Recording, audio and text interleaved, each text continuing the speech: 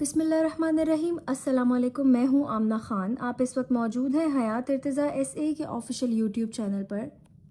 आज हम आपके लिए लेकर आए हैं नावल राज़ वफ़ा का एपिसोड नंबर 9। बराह करम नोट करें, ये मवाद हकूक़ मलकियत के तहत महफूज है। किसी भी चैनल पर बगैर इजाज़त अपलोड करने की सूरत में कानूनी कार्रवाई हो सकती है। तो चलें शुरू करते हैं। यहाँ लेकर आने का मकसद, यहाँ क्यों लेकर आए हो मुझे? अगर तुमने कोई भी घटिया हरकत करने की कोशिश की तो मैं तुम्हारी जान ले लूँगी, समझे तुम? जैसे ही गाड़ी खूबसूरत अपार्टमेंट के सामने रुकी, मलिहा को अजीब से खदशात ने घेर लिया। वो गाड़ी से उतरने से पहले ही जराम पर बरस पड़ी। अकल की अंधी, रोज़ा है मेरा, और मैं तुम्हें ऐसा घटिया इंसान लगता हूँ जो किसी गंदी नीयत से तुम्हें यहाँ लेकर आऊँगा? सिर्फ तुमसे बात करना चाहता हूँ, दैट्स इट। और यहाँ लाने का मतलब है कि आराम से बैठकर बात की जा सकती है। जराम ने फ्रंट सीट से पीछे मुड़कर गुस्से से मलिहा को देखा, फिर जिद होकर मजीद बोला, वैसे भी तुम जितना बकबक करती हो, तुम्हारा क्या भरोसा कि किसी होटल में बैठकर बात करते हुए तुम एक नया तमाशा खड़ा कर दो। तमाशा तो मैं यहाँ भी क्रिएट करके दिखा सकती हूँ, मलिहा ने गुस्से से जराम को घूरते हुए कहा। इसके तेवर खतरनाक हो रहे थे।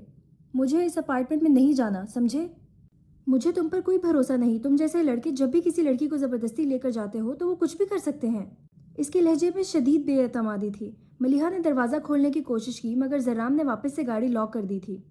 गाड़ी वापस मोड़ो और मुझे वहीं छोड़कर आओ जहाँ से लेकर आए थे, वो दांत पीसते हुए बोली। इसकी आंखों में चिंगारियां थीं। क्या हो गया है यार, अच्छे लोग हैं, तुम फजूल में इतना शक कर रही हो? फारिया ने जराम की तरफदारी करते हुए कहा, जैसे मौका देख रही हो कि मलिहा थोड़ी नरम पड़ जाएगी। सच तो ये था कि फारिया को जराम पहली नज़र में ही मलिहा के लिए बहुत अच्छा लगा था। मलिहा के लिए फारिया हमेशा बहुत अच्छा चाहती थी, और आज पता नहीं क्यों इसे लग रहा था कि अल्लाह ताला ने इसकी दुआएं सुन ली हैं। फारिया के लिए मलिहा सगी बहनों से बढ़कर थी। फारिया की बच्ची, तुम मेरे साथ है या उनके साथ? मलिहा की नज़रें फौरन फारिया पर जा टिकी। लब खींचे, आवाज़ में सख्ती दर आई। इसे शायद फारिया से ये उम्मीद नहीं थी जिस तरह की फारिया हरकतें कर रही थी। यार मैं तो बस, फारिया ने लब काटा मगर चेहरे पर शरारत बरकरार रखी। बस क्या, तुम्हारी तो मैं घर जाकर अच्छी तरह खबर लूँगी।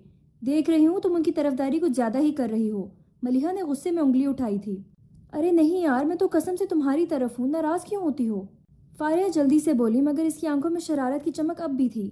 क्यों बेचारी पर फजूल में गुस्सा कर रही हो? गुस्सा निकालना है तो मुझ पर निकालो, जो तुम्हें ज़बरदस्ती यहाँ लेकर आया है। और जो कुछ भी तुम्हारे दिमाग में चल रहा है वो सोचती रहो, मगर मैं ये बात किए बगैर तुम्हें यहाँ से जाने नहीं दे सकता। जराम दो टोक कहता हुआ गाड़ी से नीचे उतरकर दूसरी तरफ से घूमकर मलिहा की तरफ का दरवाज़ा खोल चुका था। देखो, मुझे ज़बरदस्ती करने पर मजबूर मत करो, वरना फिर खुद ही कहोगी कि मैंने बाउंड्रीज क्रॉस की हैं। अगर अब भी नहीं उठोगी तो मजबूरन मुझे ये करना पड़ेगा कि तुम्हें उठाकर ले जाऊं। जराम की नज़रें सख्ती से इस पर जमी हुई थीं। आ गई ना गंदी सोच जबान पर, उठाकर ले जाऊंगा? तुम्हारे बाप का राज है जो मुझे उठाकर लेकर जाओगे? हाथ लगा कर तो देखो, काट कर रख दूंगी। मलिहा की आंखें गुस्से से दहक रही थीं, लब सख्ती से भींचे हुए थे। मुझे एक बात बताओ, क्या तुम कसाई के खानदान से हो? बात बात पर काटने पर तुल जाती हो। कभी हाथ काट दूंगी, कभी जबान काट दूंगी। नॉर्मल शहरियों की तरह बात क्यों नहीं कर सकती? जराम के लहजे में तंज था। कर सकती हूँ, मगर शर्त यह है कि सामने कोई बाइज्जत शहरी खड़ा हो। मलिहा ने तराक से जवाब दिया, नजरें चैलेंज देती हुई जराम के चेहरे पर टिका रखी थी। फारिया और फैसल दोनों खामोशी से ये दिलचस्प नोकचोक देख रहे थे। ऐसा बिल्कुल नहीं लग रहा था कि ये दोनों की दूसरी मुलाकात है। दोनों के दरमियान एक अलग ही कशमकश जारी थी। अब तुम गाड़ी से उतरोगी या मैं दूसरा तरीका अपनाऊं? जराम ने आखिरी वार्निंग दी।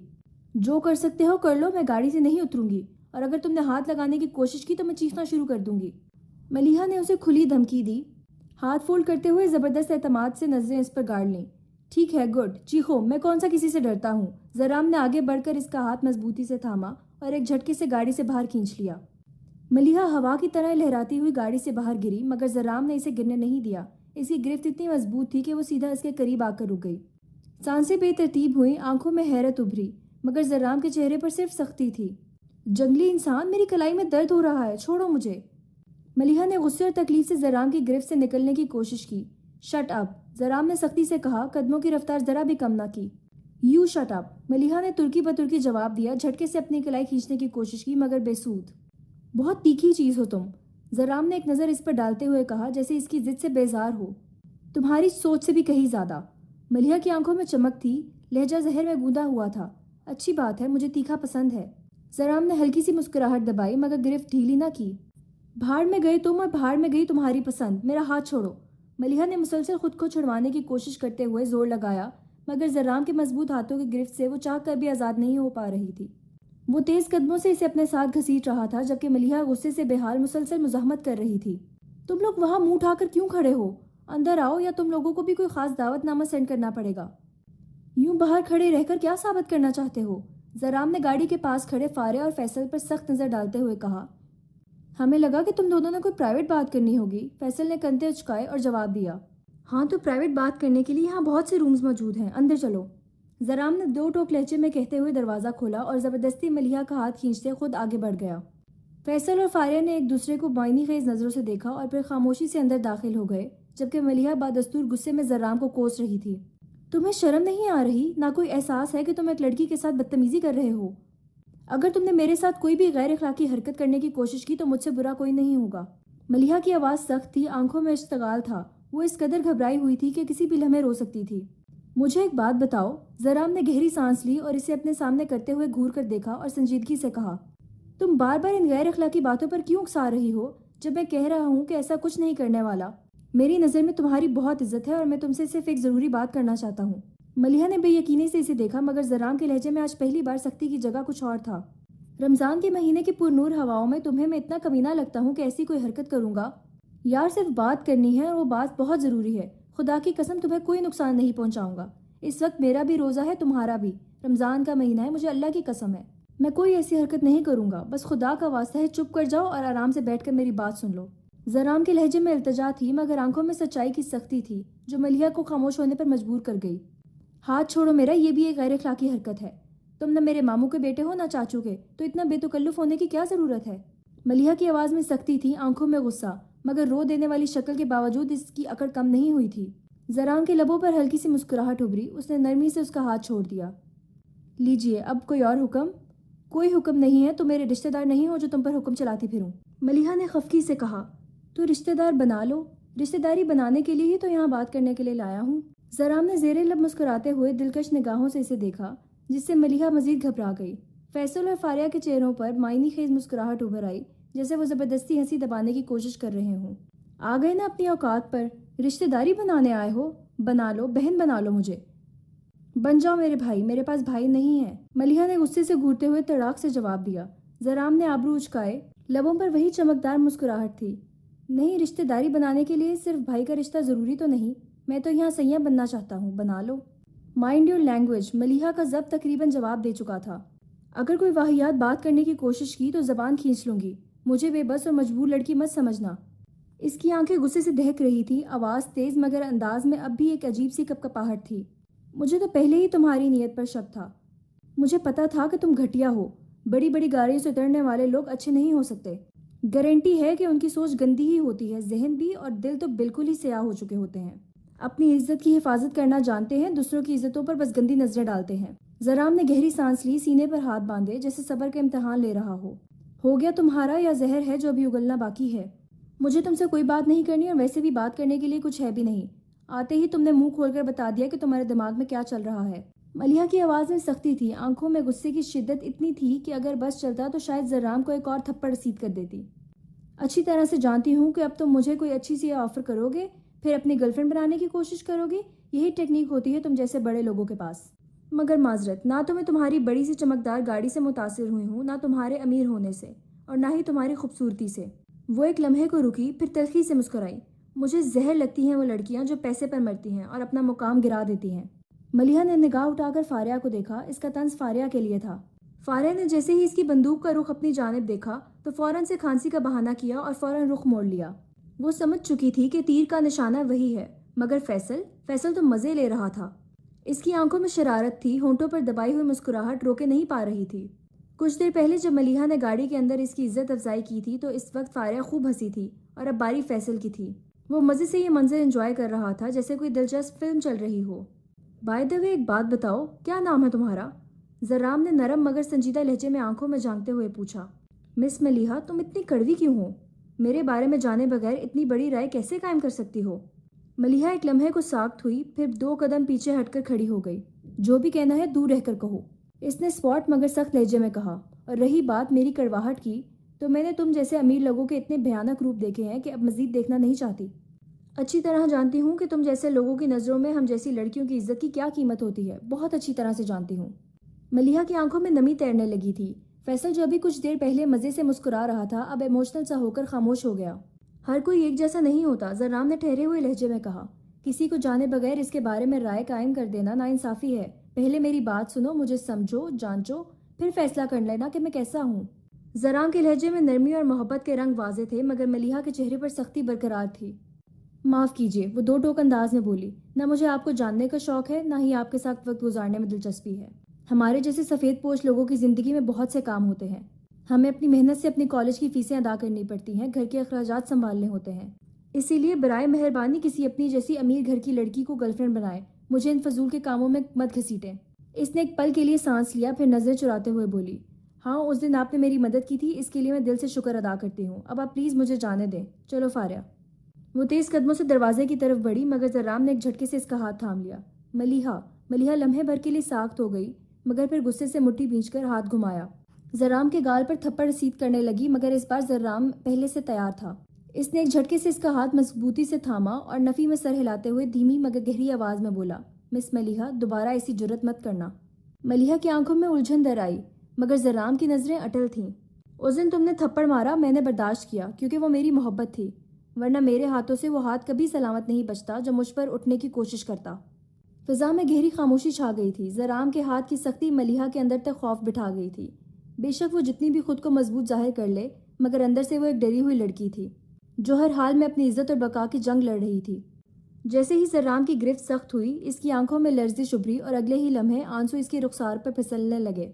زرام نے جیسے ہی اس کا بھیگا ہوا چہرہ دیکھا، اس کے اندر کچھ ٹوٹ گیا۔ وہ ایسا کچھ نہیں چاہتا تھا۔ سوری، تم رو کیوں رہی ہو؟ زرام کی لبوں سے الفاظ بے اختیار نکلے۔ اس نے جلدی سے اس کا ہاتھ چھوڑ دیا اور خود پر شرمندہ ہو رہا تھا۔ ٹھیک ہے، تم ایک کام کرو، تھپڑ مار لو۔ اگر تمہیں ذہنی تسکین ملتی ہے تو پلیز تم مجھے تھپڑ مار سکتی ہو۔ ملیحہ نے اپنی کلائی کو سہلاتے ہوئے سرخ آنکھوں سے اسے دیکھا۔ وہ دیوار کے ساتھ لگ کر کھڑی ہو گئی تھی، جیسے خود کو کسی نادیدہ خطرے سے محفوظ رکھنے کی کوشش کر رہی ہو۔ پلیز مجھے جانے دیں، اس کی آواز کانپ رہی تھی۔ میں آپ کے سامنے ہاتھ جوڑتی ہوں، پلیز مجھے جانے دیں۔ Maliha, I am really sorry, زرام نے ایک قدم پیچھے ہٹتے ہوئے سنجیدگی سے کہا۔ ڈرانا دھمکانا میرا مقصد نہیں تھا، اور نہ ہی میں تمہیں اس نیت سے یہاں لے کر آیا ہوں۔ تو پھر اسے ایک اور تھپڑ مار لینے دیتے نا، فیصل نے موقع دیکھ کر چوٹ کی۔ کم از کم بیچاری کا دل تو ہلکا ہو جاتا۔ دیکھ تو صحیح کتنا ڈر گئی ہے۔ زرام نے گہری سانس لی، مگر کچھ کہنے کی بجائے نظر جھکا لی۔ اس وقت اسے کچھ بھی کہنا فضول لگ رہا تھا۔ فاریہ فوراً ملیحہ کے قریب آئی اور نرمی سے اس کے کندھے پر ہاتھ رکھ دیا۔ ملیحہ، ریلیکس ہو جاؤ، سب ٹھیک ہے۔ وہ اسے اپنے ساتھ لگا کر یقین دلانے کی کوشش کر رہی تھی کہ وہ اکیلی نہیں ہے۔ فاریہ ملیحہ کی نسبت زیادہ مضبوط دل کی تھی، اور نہ جانے کیوں اسے زرام سے کوئی خطرہ نظر نہیں آ رہا تھا۔ اس کی نیت میں کھوٹ نہیں لگ رہی تھی، مگر یہ بات ملیحہ کو سمجھانا اس وقت مشکل تھا۔ ہاں، اس کی عقل تھوڑی موٹی سی ہے، مگر یہ ڈرانا دھمکانا نہیں چاہتا، نہ ہی تمہیں نقصان پہنچائے گا۔ فیصل نے ملیحہ کو گھبراتے ہوئے اور روتے ہوئے دیکھا تو نرمی سے سمجھانے کی کوشش کرنے لگا۔ زرام نے جیسے ہی موٹی عقل سنا تو ایک سخت نظر فیصل پر ڈالی، مگر خاموش رہا۔ ایسے گھورنے کا کیا فائدہ، سچ ہی تو بول رہا ہوں۔ فیصل نے کندھے اچکائے۔ موٹی عقل کے سانڈ، لڑکی کو اظہار محبت کے وقت پیار سے سمجھایا جاتا ہے، اور اگر یہ ایک تھپڑ اور مار بھی لیتی تو کون سا قیامت ٹوٹ پڑی تھی۔ تمہاری تو جان اتنی بڑی ہے، مگر سسٹر کا ہاتھ تو نازک سا ہے، تمہیں تو کوئی فرق بھی نہیں پڑتا۔ ایسے لگتا جیسے کسی نے گدگدی کی ہے۔ کسی کا نازک سا دل تو خوش ہو جاتا۔ فیصل کی دلیلیں بالکل فیصل جیسی تھیں، اتنی فنی کہ سننے والا ہنسنے پر مجبور ہو جاتا۔ فاریہ کے لبوں پر بھی مسکراہٹ آ گئی تھی، مگر اس وقت ہنس کر وہ ملیحہ کو مزید غصہ نہیں دلانا چاہتی تھی، اور نہ ہی وہ ملیحہ کے بہتے آنسوؤں کو نظر انداز کر سکتی تھی۔ فیصل نے ابھی ملیحہ سے نیا رشتہ جوڑا تھا، سسٹر کا۔ پلیز آپ اپنا منہ بند رکھیں، ملیحہ نے روتے روتے تڑک کر جواب دیا۔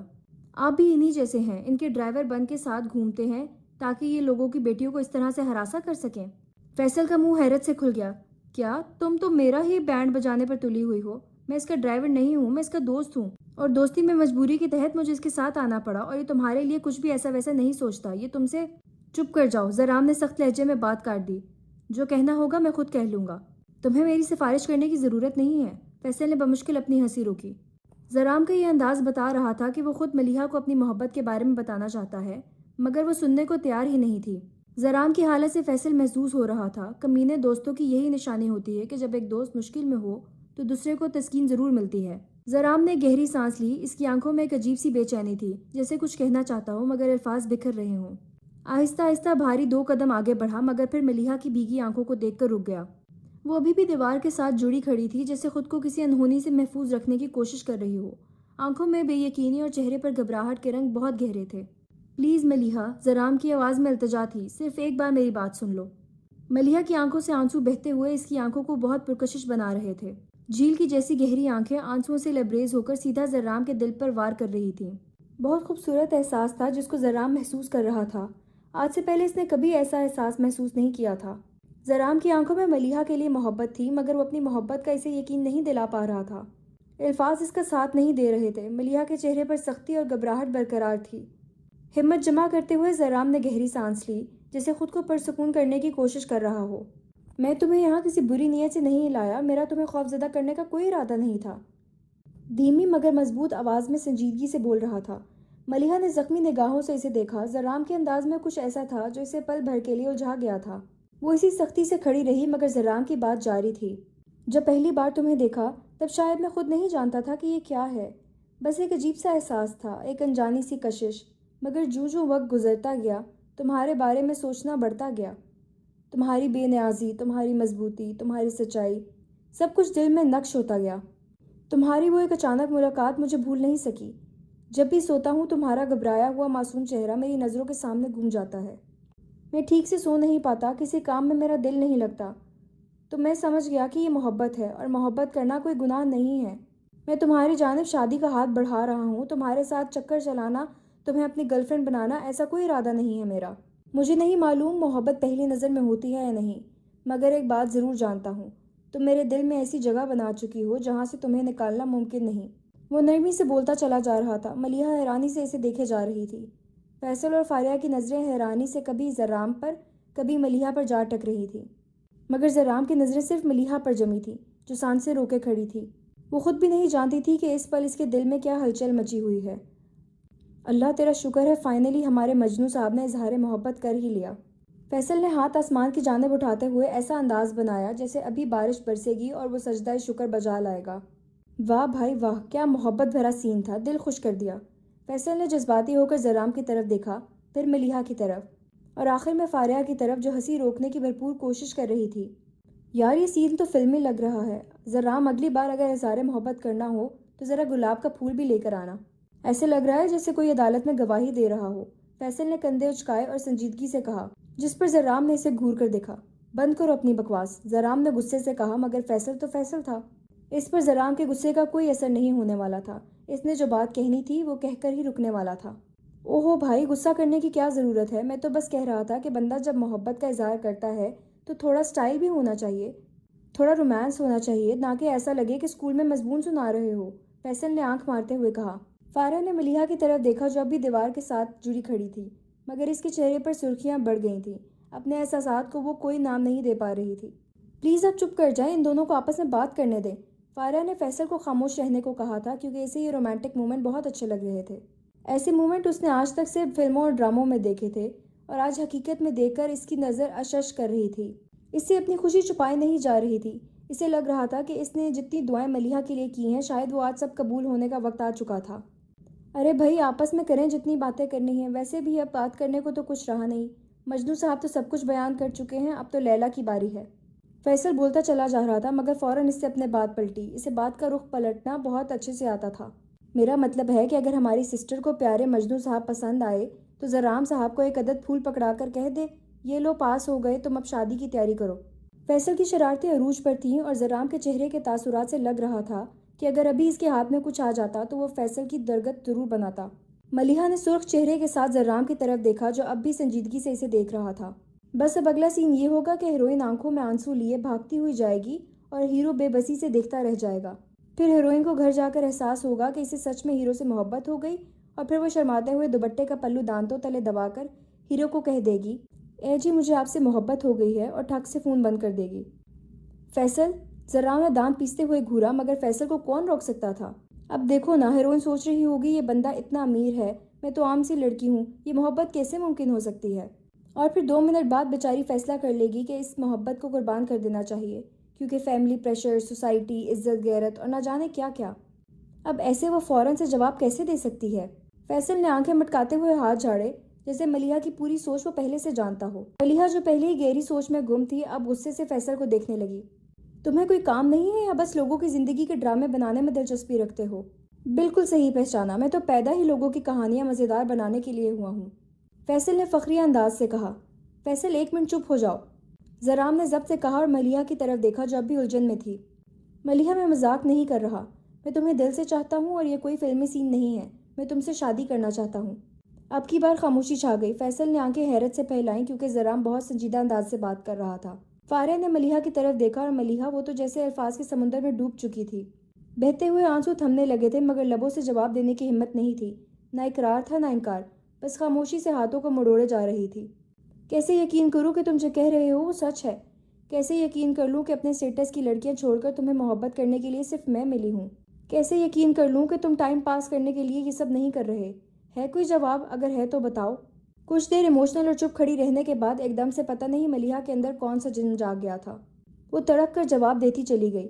زرام تو شوق میں تھا کہ ایک دم سہمی ہوئی روتی ہوئی ملیحہ اچانک سے یہ طوفانی انرجی کہاں سے آ گئی اس میں، جبکہ اس کے تڑک کر بولنے پر ہمیشہ کی طرح فیصل کو بہت مزہ آ رہا تھا۔ چہرے پر ہاتھ رکھ کر ہنسی ضبط کرنے کی کوشش کر رہا تھا مگر آنکھوں میں شرارت کی چمک واضح تھی۔ فارح تو پہلے سے ہی تیار تھی کہ خاموش ملیحہ کا مطلب ہے کہ نیا طوفان آنے والا ہے، اور وہ طوفان آ چکا تھا۔ اب فارح تھوڑی ریلیکس ہو گئی تھی کیونکہ اس کی پیاری سی بہنا دوست کی آنکھوں سے بہنے والی گنگا جمنا رک چکی تھی۔ آنسو بہنا بند ہو گئے تھے اور اب وہ پھر سے اپنے خونخوار روپ میں واپس آ چکی تھی۔ دو جواب؟ ہے کوئی جواب تمہارے پاس؟ ملیحہ نے انگلی اٹھا کر غصے سے کہا۔ اس وقت لگ رہا تھا کہ اس کے اندر کوئی خونی بھوتنی آ چکی ہے۔ زرام بے اختیار 2 قدم پیچھے ہٹا۔ ملیحہ کا انداز دیکھ کر زرام نے ہتھیار ڈال دیے تھے۔ ریلیکس ریلیکس، ڈرا کیوں رہی ہو یار؟ دیتا ہوں جواب دیتا ہوں، زرام نے جلدی سے کہتے ہوئے 2 قدم مزید پیچھے لے لیے۔ صبر تو کرو یار، ڈرا کر رکھتی ہے، ایسے کون جوتوں سمیت سامنے والے پر چڑھ جاتا ہے؟ اپنی صفائی پیش کرنے کی پوری کوشش کروں گا، ہر سوال کا جواب دوں گا۔ تم نے تو میری سانسیں ہی بند کر دی ہیں۔ وہ اپنے دل پر ہاتھ رکھ کر گھبرانے کی ایکٹنگ بھی کر رہا تھا اور کچھ وہ ملیحہ کا اچانک سے بدلا روپ دیکھ کر سچ میں گھبرا گیا تھا۔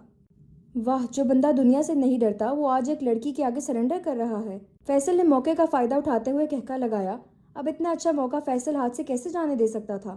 موقع پر چوکا مارنا تو فیصل کی ہمیشہ سے عادت تھی اور یہاں تو اسے چھکا لگانے کا موقع مل گیا تھا۔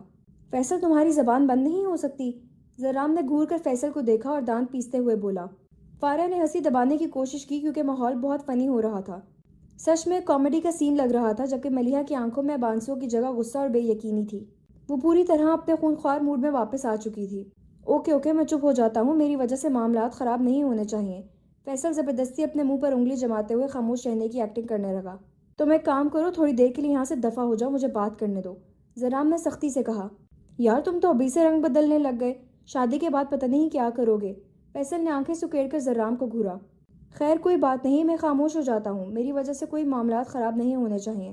فیصل نے معصوم سی شکل بنائی اور اپنی ہنسی روکتے ہوئے چہرے پر انگلی جما لی جیسے واقعی بہت شریف بن گیا ہو۔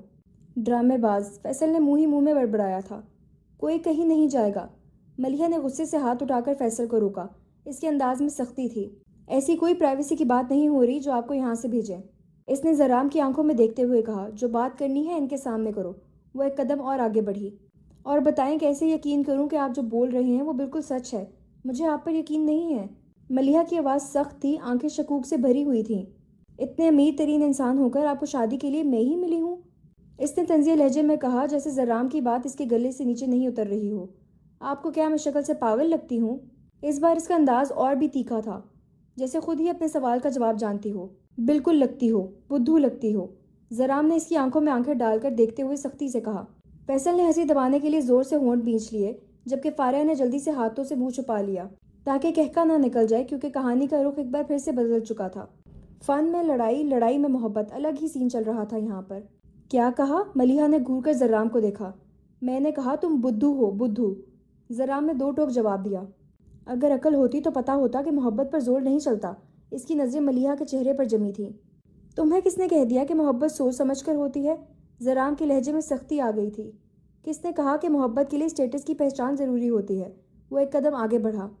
وہ محبت ہی کیا مس ملیحہ جس میں اسٹیٹس دیکھا جائے، اسے محبت نہیں سودا کہتے ہیں، زرام نے سنجیدگی سے کہا۔ سمجھی تم؟ اس نے گہری سانس لی۔ میری آنکھوں کو تم اچھی لگی، زرام نے مضبوط لہجے میں کہا۔ میرے دل نے تمہیں سراہا، اس کی آواز میں سچائی تھی۔ میرے دل نے مجھے تم سے محبت کرنے پر مجبور کیا۔ وہ تھوڑا جھکا جیسے وضاحت دینا چاہتا ہو گئی محبت، زرام نے بے ساختہ کہا۔ اب اس میں امیری غریبی اونچ نیچ کا تو سوال ہی نہیں اٹھتا، وہ اعتماد سے بولا۔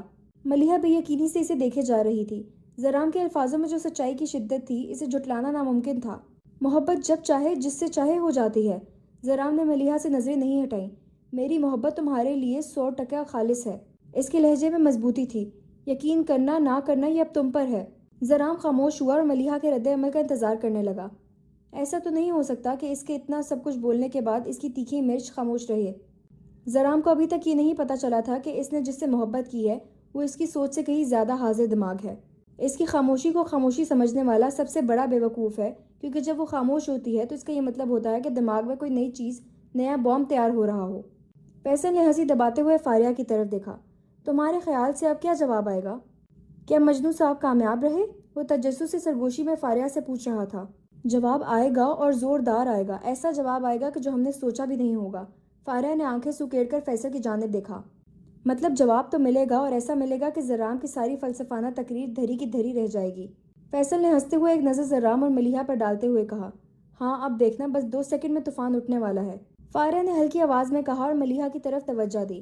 ملیحہ کی آنکھیں انگارے برسا رہی تھیں۔ وہ چپ چاپ زرام کو گھور رہی تھی جیسے اگلا حملہ سوچ رہی ہو۔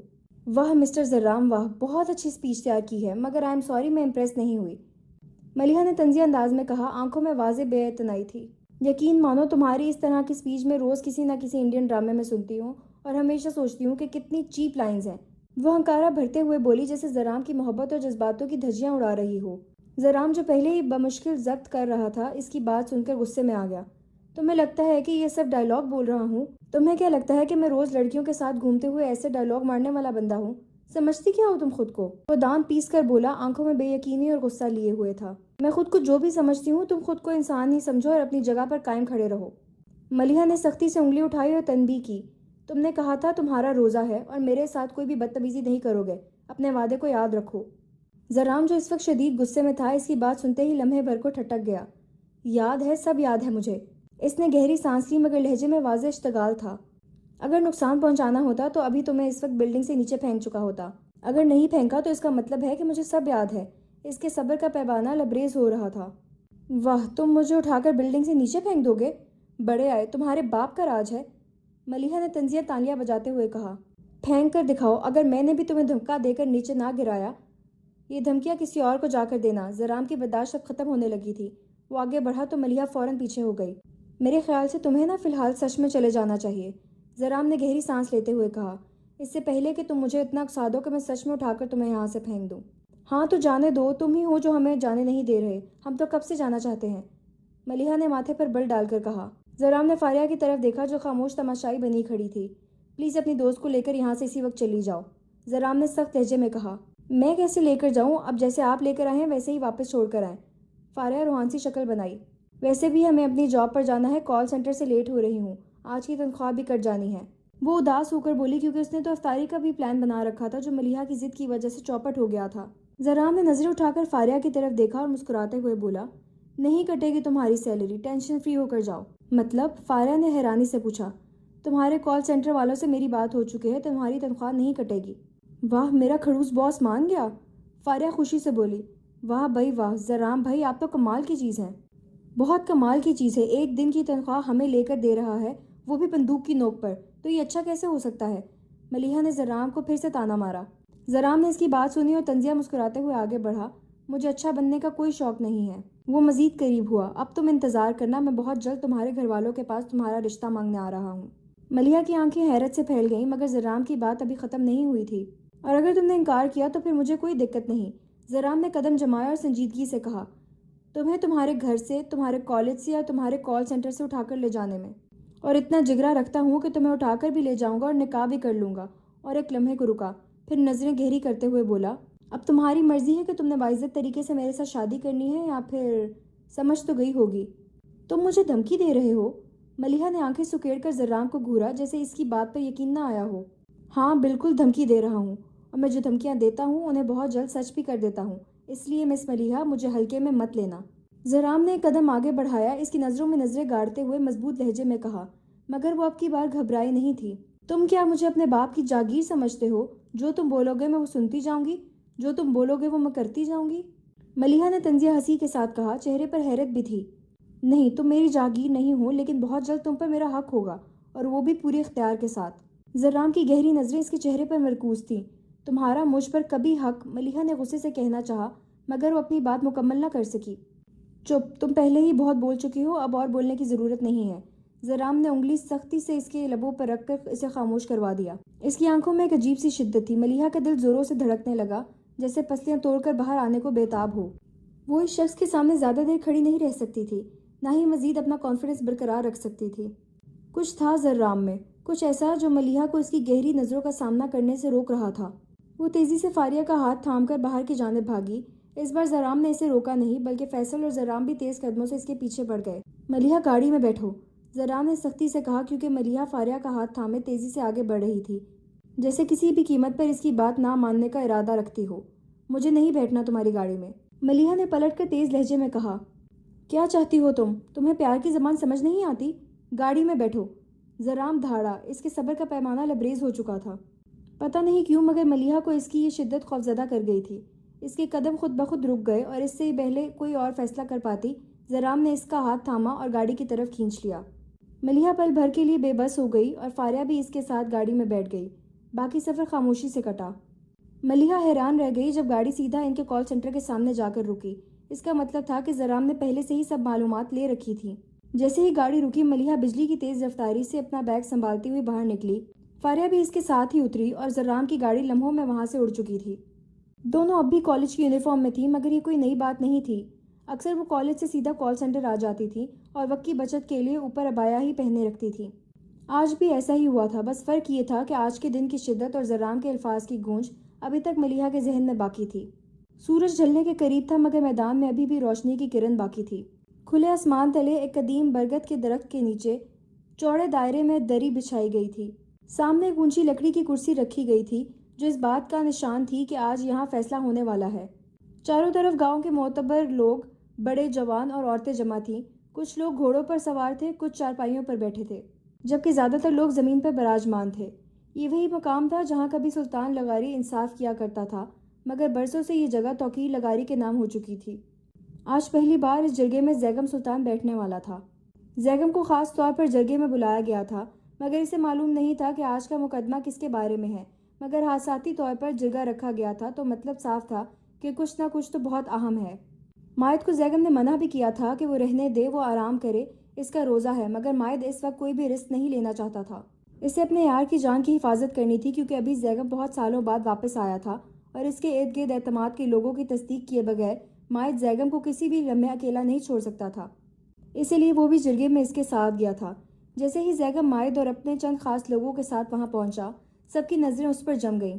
کچھ دیر کے تصوف کے لیے ایسا لگا سلطان لغاری کی جوانی کا روپ لوٹ آیا ہو۔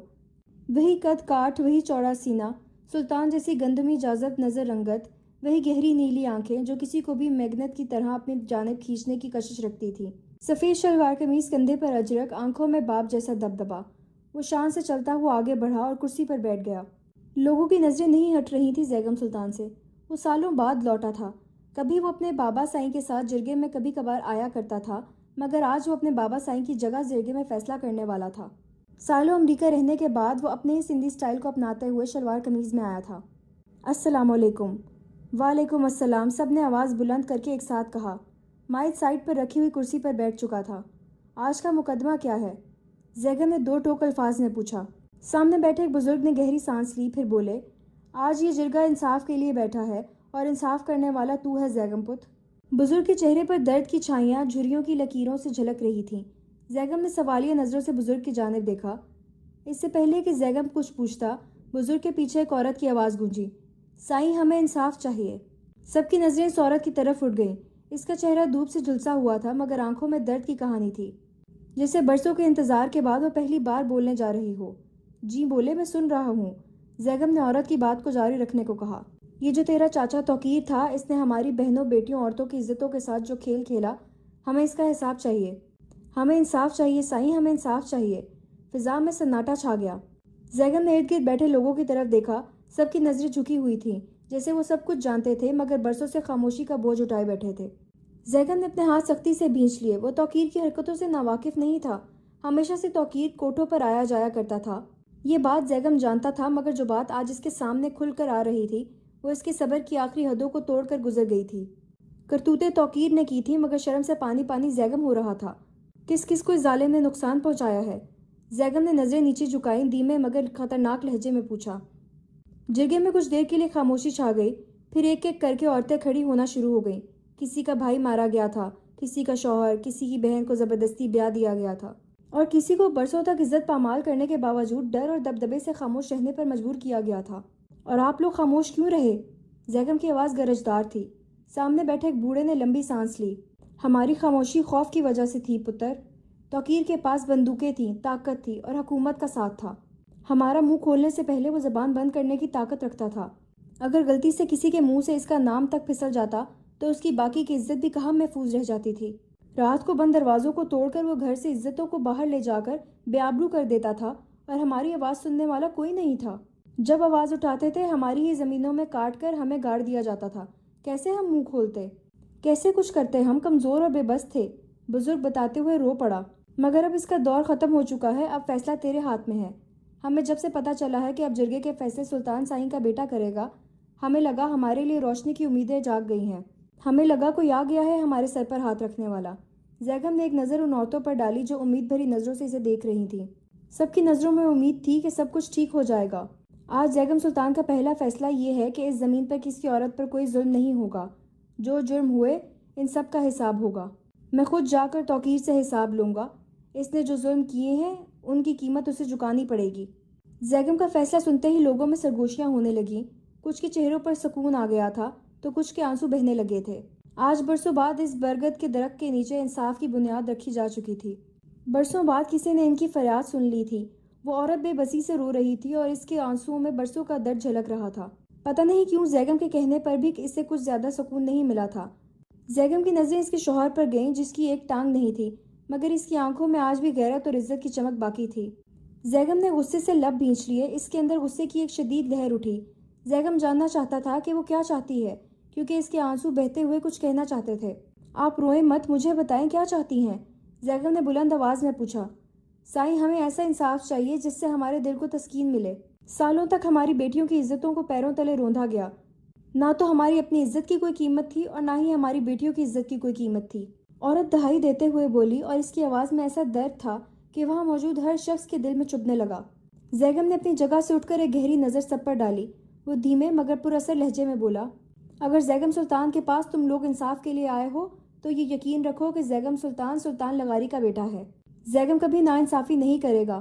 حقداروں کو حق ملے گا، مظلوموں کو انصاف ملے گا، یہ میرا وعدہ ہے تم سب سے۔ وہ ایک لمحے کو رکا، اپنے الفاظ کا وزن مزید بڑھا رہا تھا۔ آج کے بعد اس گاؤں کی بہو بیٹیاں آزاد گھومیں گی، انہیں کسی خوف کا سامنا نہیں ہوگا۔ میں اس بات کو یقینی بناؤں گا کہ اس گاؤں کی کسی بھی بیٹی کے سر کا دوپٹہ نہ اترے۔ اگر ایسا ہوا تو یہ زیگم سلطان کی توہین ہوگی۔ یہاں کی ہر بیٹی میری بیٹی ہے، ہر بہن میری بہن ہے، ہر ماں میری ماں ہے، اور میں ان سب کی حفاظت کو یقینی بناؤں گا۔ وہ مضبوط لہجے میں یقین دہانی کروا رہا تھا۔ زیگم کی بات پر لوگوں میں سرگوشیاں ہونے لگیں۔ کچھ آنکھوں میں امید جاگی تو کچھ کو یقین نہیں آ رہا تھا کہ جو الفاظ وہ سن رہے ہیں وہ حقیقت میں ممکن بھی ہوں گے یا نہیں، کیونکہ توقیر کا ڈر اور دبدبا اس قدر ان پر حاوی تھا کہ سب کچھ نظروں کے سامنے دیکھ کر بھی یقین نہیں کر پا رہے تھے۔ توقیر نے برسوں تک ایسا ظلم کیا تھا کہ جس سے ابھی تک پردے اٹھنے باقی تھے۔ وہ عورت جس کا شوہر اپاہج ہو چکا تھا دوبارہ لرزتی ہوئی آواز میں بولی، یہ میرے شوہر ہیں، ان کی ٹانگیں نہیں ہیں، اور ان کی ٹانگ کاٹنے والا کوئی اور نہیں بلکہ وہی توقیر لغاری ہے۔ ان کا قصور صرف اتنا تھا کہ انہوں نے اپنی بیوی کی عزت کا سودا نہیں کیا، بس یہی قصور تھا ان کا۔ میری عزت بچانے کے لیے یہ آگے بڑھے، میری عزت بھی نہیں بچ سکی اور اب میرے شوہر کو زندگی بھر کے لیے اپاہج بھی کر دیا گیا۔ بے دردی کے ساتھ کلاڑی مار کر میرے شوہر کی ٹانگیں کاٹ دی گئیں۔ عورت کی بات پر زیگم کے ماتھے کی رگیں تن گئی، مٹھی سختی سے بھینچ گئی، مگر اس نے اپنے غصے کو ضبط میں رکھا۔ یہ وقت ان لوگوں کو دلاسا دینے کا تھا، یقین دلانے کا تھا کہ ان کے ساتھ انصاف ہوگا۔ سالوں سے ظلم سہتے ہوئے لوگوں میں اعتماد جگانا ضروری تھا۔ زیگم سلطان نے گہری سانس لی اور عورت کی طرف بڑھا اور سامنے جا کر کھڑا ہو گیا۔ میں تم سب کے سامنے ہاتھ جوڑتا ہوں، مجھے معاف کر دو۔ اگر مجھے ذرا سا بھی احساس ہوتا کہ بابا سائیں کے گزر جانے کے بعد گاؤں میں یہ سب کچھ ہو رہا ہے تو زیگم سب کو چھوڑ کر یہاں آتا۔ میں مٹ جاتا مگر کہیں اور نہ جاتا۔ تم سب کی تکلیفوں کا ازالہ کروں گا، یہ میرا وعدہ ہے۔ زیگم نے پورے گاؤں کی طرف دیکھا، پھر اپنی دھیمی مگر گرجدار آواز میں بولا، ہر مظلوم کو اس کا حق ملے گا، ہر عورت کو انصاف ملے گا۔ جو ظلم ہو چکا ہے اس کا بدلہ ضرور لیا جائے گا۔ توقیر لگاری کو وہی سزا ملے گی جو تم سب مقرر کرو گے۔ یہ مت سوچو کہ وہ میرا خونی رشتہ دار ہے۔ انصاف کا تقاضا یہی ہے کہ اپنے اور پرائے نہیں دیکھے جاتے، اور تم سب میرے اپنے ہو۔ لوگ حیرت سے زیگم کو دیکھ رہے تھے، کچھ کے آنسو بہہ رہے تھے، کچھ کے چہرے پر امید تھے۔ زیگم کی باتوں نے برسوں سے دبے ہوئے دلوں میں روشنی کی ایک کرن پیدا کر دی تھی۔ یہ گاؤں میرے باپ نے اپنی محبت سے سینچا تھا۔ میں وہی دوار واپس لے کر آؤں گا۔ تم سب کو روزگار ملے گا، تمہارے گھروں میں پھر سے خوشیاں آئیں گی۔ جہاں جہاں ظلم ہوا ہے وہاں وہاں میں روشنی لے کر آؤں گا، اور تم سب کو اس کا یقین رکھنا ہوگا، کیونکہ زیگم سلطان وعدے سے نہیں پھرتا، اور مجھ پر یقین کرنے کی وجہ بابا سائیں ہیں۔ اگر بابا سائیں اپنے گاؤں والوں کے ساتھ کبھی ناانصافی نہیں کرتے تھے تو یقین رکھو میں بھی انہی کا بیٹا ہوں، ان کا ہی خون ہوں، کبھی ناانصافی نہ کروں گا، نہ ہونے دوں گا۔ یہ کہتے زیگم نے ایک قدم پیچھے ہٹا لیا۔ پورے جرگے میں خاموشی تھی، مگر اس خاموشی میں امید کی چمک تھی۔ آج برسوں بعد انصاف کی بنیاد رکھی جا چکی تھی۔ زیگم وہاں سے جا چکا تھا، مگر اس کا دلایا ہوا یقین لوگوں کے چہرے پر مسکراہٹیں لے آیا تھا۔ لوگ زیگم کو دعائیں دیتے ہوئے اپنے گھروں کو لوٹ چکے تھے۔ دن بھر کی بھاگ دوڑ، جرگے میں گھنٹوں بیٹھنے کی تھکن، لوگوں کے مسائل سننے اور ان کے دکھ بانٹنے کے بعد زیگم اور مائد کا برا حال تھا۔ زیگم ابھی تک مجبور لوگوں کی دکھی داستان سن کر پریشان تھا۔ وہ سچ میں دل سے ان لوگوں کا درد محسوس کر رہا تھا۔ باہر سے سخت دکھنے والا زیگم سلطان اندر سے بہت نرم دل رکھنے والا شخصیت کا مالک تھا۔ سورج ڈھلنے کو تھا، گاؤں کی فضا میں ایک عجیب سا سکون تھا، مگر دونوں کے اندر جیسے تھکن کی گہری لہر تھی۔ دونوں کا روزہ تھا، اور پہلا روزہ بہت ہی زیادہ بھاگ دوڑ میں گزر چکا تھا۔ مائد نے گاڑی سٹارٹ کی اور ایک گہری سانس لیتے ہوئے بولا، یار آج تو دن بہت طویل لگ رہا ہے، صبح سے ایک لمحے کی فرصت نہیں ملی۔ زیگم نے گردن سیٹ سے لگائی اور آنکھیں موند لیں، جیسے کچھ لمحوں کے لیے دم لینا چاہتا ہو۔ وہ ذہنی طور پر بہت زیادہ کرب میں تھا۔ اس کے گاؤں والے اتنی تکلیف میں تھے اور اسے احساس تک نہیں ہوا۔ یہ تکلیف اسے اندر ہی اندر کھائے جا رہی تھی۔ اسے خاموش دیکھ کر مائد بھی خاموش ہو گیا تھا۔ گاڑی کچے راستے پر دھیرے دھیرے آگے بڑھ رہی تھی۔ باہر کھیتوں میں ہلکی ہلکی ہوا چل رہی تھی۔ کہیں دور کسی کنویں پر عورتیں گڑھے بھر رہی تھیں، اور کچھ چراوے مویشی کو واپس راستے پر لے جا رہے تھے۔ گاؤں کا منظر ہمیشہ سے ایسا تھا، مگر آج سب کچھ مختلف لگ رہا تھا۔ افطاری کا وقت ہونے والا تھا، لوگ تیزی سے گھروں کی جانب جا رہے تھے۔ راستے میں کچھ لوگ کھجوریں اور پانی لے کر کھڑے تھے تاکہ آنے جانے والوں کا روزہ کھلوا سکیں۔ زیگم کو فوراً سے خیال آیا تھا کہ کل سے سحر و افطاری کی دسترخوان گاؤں میں اسپیشل لگوائے جائیں گے، جہاں پر ہر خاص و عام آ کر روزہ افطار کر سکے گا۔ اسی لمحے زیگم کے فون کی ٹون بجی۔ ایک دم خاموشی میں یہ آواز کسی تیروں کی پہچاڑ جیسی محسوس ہوئی۔ زیگم نے تھوڑا چونک کر جیب سے موبائل نکالا اور اسکرین پر نظر ڈالی۔ میسج پر کافی لمبا چوڑا پیغام لکھا تھا، غلطی کی اتنی سزا مت دو کہ میں مر جاؤں، خدا کے لیے میرا فون اٹھاؤ۔ زیگم مجھے تم سے بات کرنی ہے، میں شرمندہ ہوں، میں نے جو کیا اس کی اتنی سزا کافی ہے۔ تمہاری جدائی، تمہاری ناراضگی مجھ سے اور برداشت نہیں ہو رہی۔ تم پہ یقین نہ کرنا یہ میری سب سے بڑی غلطی تھی، پلیز ایک بار میرا فون اٹھا لو، آئی لو یو۔ زیگم کی نظریں موبائل کی اسکرین پر جم گئیں، جیسے وقت تھم گیا ہو، جیسے کوئی پرانا زخم دوبارہ بھر گیا ہو۔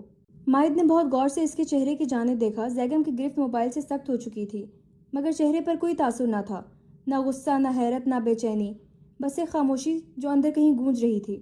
کیا ہوا، کس کا میسج ہے؟ مائد نے پوچھا، مگر زیگم نے کوئی جواب نہیں دیا۔ اس کی انگلیاں ایک پل کے لیے اسکرین پر رکیں، جیسے وہ کچھ لکھنے لگا ہو، مگر پھر موبائل کی اسکرین آف کر دی اور فون سائڈ پر رکھ دیا۔ گاڑی ایک کچے راستے پر ہچکولے کھاتی ہوئی چل رہی تھی۔ سامنے گاؤں کا ایک بڑا درخت نظر آ رہا تھا، وہی درخت جس کے نیچے کبھی سلطان لگاری کے وقت میں انصاف کی جرگہ رکھی جاتی تھی، مگر اب جرگہ کی جگہ بدلی جا چکی تھی۔ مائد نے گاڑی کی رفتار کم کرتے ہوئے ایک نظر زیگم پر ڈالی۔ یار کچھ تو بول، سب ٹھیک ہے نا؟ زیگم نے گہری سانس لی، جیسے کوئی بوجھ اپنے اندر اتار رہا ہو۔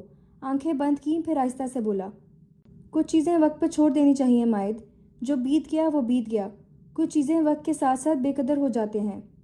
مطلب؟ مائد نے حیرانی سے اسے دیکھتے ہوئے پوچھا۔ وقت ملے گا تو ضرور تمہیں سب کچھ بتاؤں گا، تم سے کچھ چھپا نہیں سکتا، مگر کچھ چیزیں بتانے کے لیے خود کو پہلے کچھ تکلیفی وقتوں سے گزارنا پڑتا ہے، جن کے لیے میں بھی تیار نہیں ہوں۔ اسپاٹ سے لہجے میں بولا تو مائد خاموش ہو گیا تھا۔ اسے خود سے لگا کہ شاید ہی صحیح وقت نہیں ہے زیگم سے کچھ بھی پوچھنے کا، مگر کچھ تو ایسا تھا جو اسے تکلیف دے رہا تھا، مگر وہ چہرے سے ظاہر نہیں کر رہا تھا۔ گاڑی گاؤں کے مرکزی راستے پر داخل ہو رہی تھی۔ مسجد سے اذان کی آواز بلند ہوئی اور زیگم نے نظریں اٹھا کر آسمان کی طرف دیکھا، جیسے کسی انجانے سوال کی تلاش کر رہا ہو۔ سامنے رکھے ہوئے پانی سے دونوں نے گاڑی کے اندر ہی روزہ افطار کیا اور گاڑی حویلی کی جانب رواں دواں تھی۔ تو بتائیں آج کا ایپیسوڈ کیسا لگا؟ کمنٹ باکس میں رائے ضرور شیئر کریں۔ اگلے ایپیسوڈ کے لیے بس نیکسٹ لکھ دیں اور ریویو دینا نہ بھولیے گا۔ اگر آپ اسے ٹیکسٹ فارم میں پڑھنا چاہتے ہیں تو حیات ارتضیٰ SE کی آفیشیل ویب سائٹ پر جائیں، لنک بایو اور ڈسکرپشن میں موجود ہے۔ اور سب سے اہم بات، اگر ناول پسند آیا ہے تو لائک اور سبسکرائب کرنا مت بھولیے گا۔ شکریہ۔